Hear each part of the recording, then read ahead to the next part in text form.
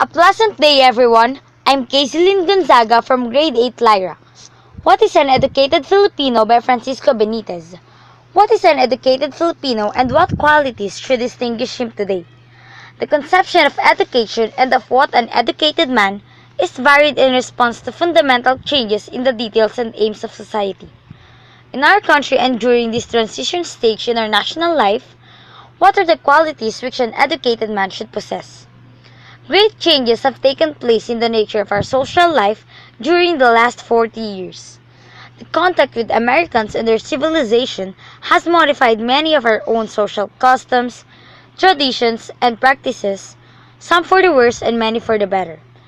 The means of communication have improved and therefore, better understanding exists among the different sections of our country. Religious freedom has developed religious tolerance in our people.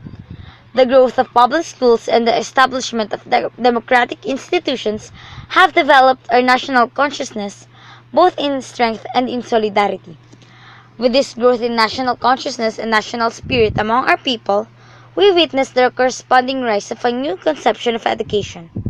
The training of the individual for the duties and privileges of citizenship, not only for his own happiness and efficiency, but also for national service and welfare.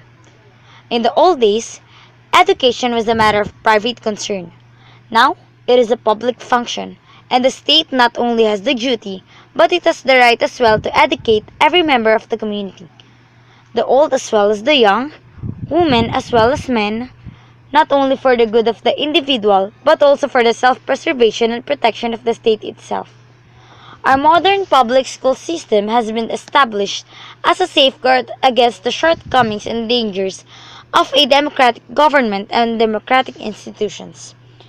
In the light of social changes, we come again to the question, what qualities should distinguish the educated Filipino of today?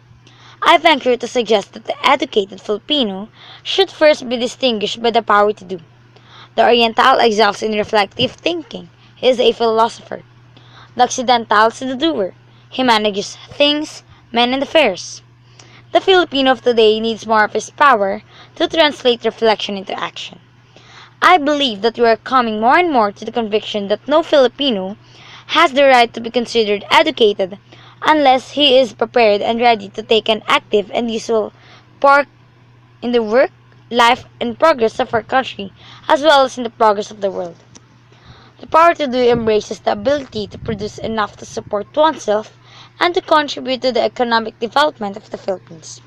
Undoubtedly, a man may be, and often is, an efficient producer of economic goods and at the same time, he may not be educated. But should we consider a man who is utterly unable to support himself and is an economic burden to the society in which he lives as educated merely because he possesses the superficial graces of culture? I hope that no one will understand me as saying that.